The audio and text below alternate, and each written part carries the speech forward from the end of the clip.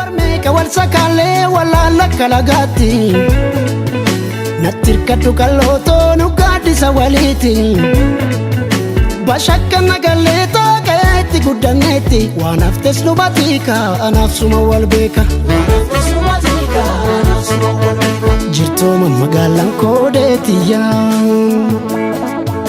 yaa jaalala ijoollummaa kan biyyaa. Daawwattoota keenya fagoof dhiyoorraa nu daawwataa jirtanii nagaan keenya kan lammummaa isin haa ga'u jenna.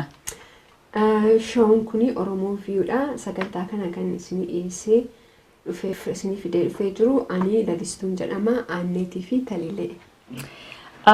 Akka dhufaatii Oromoo View hawwiidhaan eeggachaa turtanii gaaffii karaa sooshaal miidiyaa irraa nu gaafachaa turtanii nu ga'eera.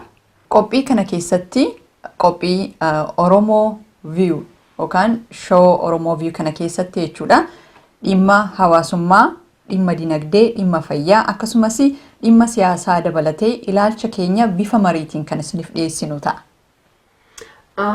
Yeroo ilaalcha keenya jennu maaliif Oromoo View kana jennee maaliif filannee kan jedhutti nu geessa.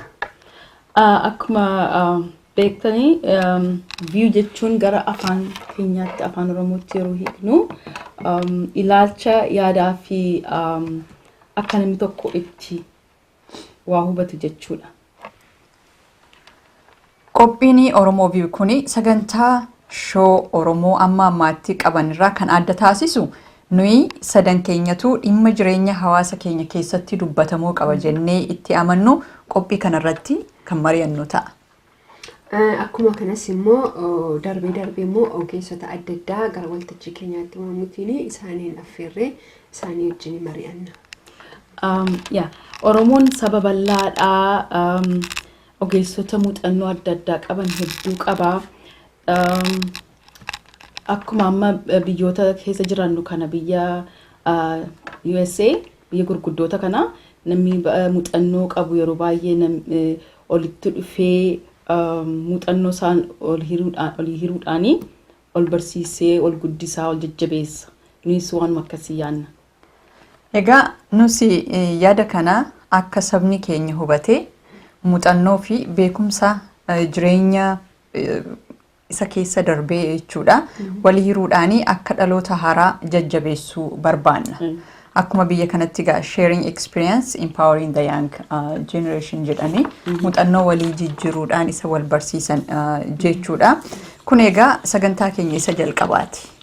Guyyaa har'aa immoo sagantaa isa jalqabaa kana keessatti maaliif shoon akkasii barbaachisee jedhanii namoota gaggaafataa jiranii fi akkasumas immoo akkuma sila jenne karaa sooshaal miidiyaatiin namoonni hawwi isaanii hedduu already nuuf ibsaa jiru. Kanaaf maaliif barbaachisee isa jedhu har'a guyyaa isa jalqabaa kana daawwattoota keenyaafis kan ibsinu ta'a. Egaa sirrii jettee garuu nuyi kan irratti xiyyeeffannee waggaa dhiyoo asitti Oromoon miidiyaa baay'ee horattee jirti. Haa ta'u iyyuu malee nuyi immoo taappikii irratti xiyyeeffatanii waan muraasa ta'ee fi nuyi immoo isaanii fi kan haasaa saba keenya barsiisuu waan adda addaa saba keenyaaf dhiyeessuutii fi isarratti waliin haasa'uutii fi bal'isnee itti yaadnee jirra.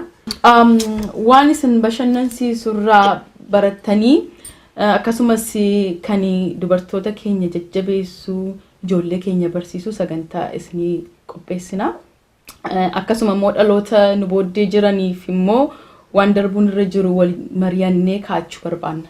Itti dabalataanii dhimma guddaa sagantaan akkasii barbaachisa jennee amanneef tokko sagantaa dhimma barumsaa fayyaa fi dinagdee irratti gadi fageenyaan mari'atu waan nu barbaachisa jennee amanneefi.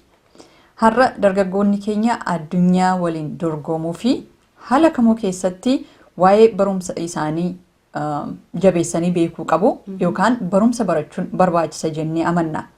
Dinagdeedhaan of utubuu barbaachisaadha. Namni dinagdeedhaan yoo of hin utubne amma fedhe bilisummaa yoo qabaateeyyuu yeroo hundumaa rakkoo keessatti jiraata jechuudha. Kan biraa har'a sooshaal miidiyaa barsiisaa yookaan immoo mentor kochii dargaggoo keenya ta'ee jira. Isayyuu odeeffannoo achirraa argatu hagam dhugaa kan jedhu namni beeku hin jiru. Dhaloota misinformed ta'etu guddataa jira jechuudha. Kun yoo itti hin yaadamne akkuma social miidiyaan bu'aa qabu badiin isaas guddaadha. Kanammoo beeksisuun dirqamni kan keenyas jenneetu amanna. Dubartoonni Oromoos immoo odeeffannoo ammayyoonaa qabnurraa yeroo baay'ee dubartoonni Oromoo irra caalaan baay'een isaanii yuunivarsiitii hin galu haayiskuulirra. Garuu kan xumuranii ba'an baay'ee muraasa. Maaliif isa jedhu sana rakkoo isaalleen barree furmaata itti barbaachuudhaa fi shoo akkasii kanarratti ogeessota finnee kan irratti mari'annu ta'a. Kun yoo itti hin yaadamin rakkoon ammayyoonaa himnee kuni rakkoo guddaa babal'isaa deema hawaasa keenya keessatti. Egaa miidiyaan akkasii shoon akkasii kun yoo jiraate garuu waltajjii rakkoo jira jennee itti amannu irratti mari'annee furmaata isaalleen itti barbaannu ta'a. Sagantaan kun kan kanarratti xiyyeeffata jechuudha gara fuulduraatti. Dhugaatti nuyi kan itti xiyyeeffachuu barbaannu gaani barumsi baay'ee barbaachisaadha jenna. Barumsi guddina biyya ofiiti. Namni gaafa baratu biyyi sin guddata. Namni yoo hin baranne rakkina baay'ee keessa galaa jechuudha. Hin iyyoomasee jechuudha. So kanaafi nuyi keessumaa ijoollee dargaggootaa shamarran biyya keessa jiranii wanti fe'e yoo ta'e rakkatanii isa ta'uu waraannisa jiraatu maala jiraatu barumsa isaanii barachuu irra jira. Maaliif fuuldura isaaniitti kan isaan eeggatu kan biyya isaanitti darbaa biyyi kun isaantu biyya misoomsee guddisa. So kanaaf ijoolleen kun yoo barumsa kana baratanii biyya isaaniitiifis hin ta'u ofii isaaniitiifis hin ta'u saba keenyaafis hin ta'u jechuudha akkasitti yaadan. Dhimmoota haasofnu keessaa inni guddaan kan itti xiyyeeffannu keessaa guddaan waa'ee barumsaati.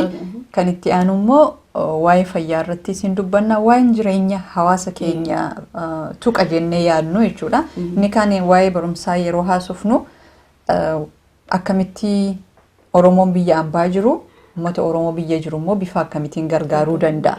Baradhaa qofa osoo hin ta'in haala ittiin sabni kun inni biyyaaf inni aada jiru kun waliin ta'ee wal gargaaree dhimma kanalleen sadarkaa ittaanu keessatti rakkoo jirulleen furmaata hiikuudhaa fi mootummaa qofa irratti dhiisuu osoo hin ta'in yookaan kana godhaa qofa osoo hin taane akkaataan sun itti ta'u irratti ogeessota haasofsiisuudhaan nulleen yoo muuxannoo irraa waan isaaniif hirru yoo jiraate sagantaa kanarratti mari'annaa jechuudha.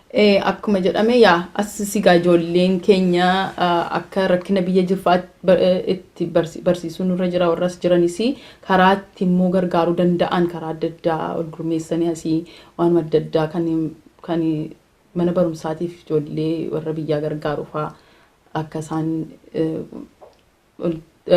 walitti fidanii akka namoota ittiin gargaaruu danda'an fa'aa kanaafas barsiisuu dandeenya karaa agarsiisuu dandeenya. So ijoolleen keenya akka connection human warri biyyaaf warrasiisi waan baay'eetu jira waan irratti haasofnu waan bal'aadha. Wanti isin jettan hundumtu sirriidha. Ni warra biyya ambaa jirru kuni keessumaa warroota ogeessota adda addaa qabanii warra akka narsiin fa'aa dooktarii fa'aa baay'ee qabna biyya kanatti isaanis warra biyyaatiif fakkeenya akka ta'anii namoota tokko tokko finnee sababa affeeruu fi waan yaada isaanii wajjin waa'ee heelzii waa'ee fayyinaa irratti isarratti sin xiyyeeffannaa biyya keenya waan baay'eetti hirratee jira. Dhugaatti waa'ee biyya keenya yoo haasa'uu barbaanne waan haasofne waan dhiisuu hin qabnu waanuma nuyi akka as jirutti as jiraannu malee yaadi keenya yeroo hundaa biyya jiranire waan biyya kanaaf barbaachisu hundumaa biyya keenyaafis hin hawwinaa jechuudha. Keessumaa bishaan faan qabanii ibsaan rakkatu waan adda addaatti hirratee jira. Kanaaf karaa saasa nagaanii nuyi warri as jirru kuni akkamitti saba keenya qaqqabnaa akkamitti isaan bira geenyaa barumsaanis yoo ta'e jireenya isaaniis yoo ta'e akka isaan jireenya isaanii itti fooyyeffatan yeroo hundaa mangistii keerraan waan hundumaa ofii keetii tattaafachuus irra jira. So isaanis akka isaan tattaafatanii fi iddoo tokko ga'anii fi namni yeroo hundaa immoo gara fuulduraatti waan tokko nan godha jedhu namni hin godhin jiru biyya lafaarra yoo waan tokko gochuu barbaade jechuudha. So kanaafi kan nuyi irratti waa'ee barumsaa irratti xiyyeeffanne isaa yoo baratanii lafa garaa isaanii ga'u ofiifis hin ta'u maatii isaaniitiifis hin ta'u saba isaaniitiifis hin ta'u jedheen yaada. Egaa daawwattoonni keenya waan haasa'aa jirru kanarraa dhimmoota nu irratti xiyyeeffachuuf deemnu maal akka ta'anii akka yaada argataa jirtan abdii qabna. Kan irra caalaa itti xiyyeeffannu dhimma hawaasummaa ta'a. Dhimmi hawaasummaa kun gaa akkuma lalistuun jetteetti ibsaa dhabuu, bishaan dhabuu, fayyaa dhabuu, barumsa dhabuu waan hedduu waan guyyaa guyyaatti hawaasa keenya kana mudatu ilaallata jechuudha. Sanaaf immoo yeroo hunda akkuma rakkoon jiru furmaanni isaas jira. Fakkeenyaaf Oromoon biyya ambaa keessa jiraatu irri caalaa yoo walitti dhufee walii ijaaree wargummeesse bishaan ama bishaan qulqulluu dhabaa jira namni keenya baay'een bishaan naannoo tokkotti baasuun hedduu salphaadha. Yoo namni walii ijaaree karaa itti information isaa odeeffannoo isaa qabaatee haala ittiin achi ga'amu yoo jiraate jechuudha. Sana gaa odeeffannoo sana barbaannee waan beeknurraa hin mari'annaa waan hin beekne immoo ogeessota fiduudhaanii akka sabni keenya odeeffannoo ga'aa odeeffannoo isa gargaaru odeeffannoo jireenya isaa borumtaasaaf isa utubuu dhiyeessina jechuudha shoo kanarratti. Dhimmi guddaanuu nuyi hin barbaachisaa saba keenyaaf yoo kana goone gaariidha jennee waan itti dhufneef keessaa inni guddaan kana waan isaan dhaga'uu qaban jechuudha. Sababni isaa biyyi guddate biyyi keessa jiraannu kuni waan hedduu waan xixiqqaa ummatichumatu hojjeteetu malee yeroo hundaa mootummaa miti kan hojjetaa jiru. Sanammoo ummanni keenya beekuu qaba. Muuxannoo qabnurraa waan guyyaa guyyaa arginu kanayyuu as fidnee yoo mari'anne odeeffannoo sana yoo walii jijjiirree yoo waliif hirree bu'aa qaba jedhee yaada. Nus kanuma goona natti fakkaata waan hafee yoo jiraate talilee isa har'aa. Daawwattoota keenya sagantaan keenya egaa kana fakkaata. Waan adda addaa akkuma isaan jedhanii isinii dhiyeessuudhaanii isinii wajjinis mari'achuudhaanii isinis yoo aayidiyaa adda addaa qabattanii akkasumaan karaa Facebook saayitii keenya nu dabarsuu dandeessu waan irratti haasa'uu dandeenyu. Sagantaan OVU maaliif gara daawwattootaatti akka as ba'ee yaada gaarii akka argatan abdiin qaba.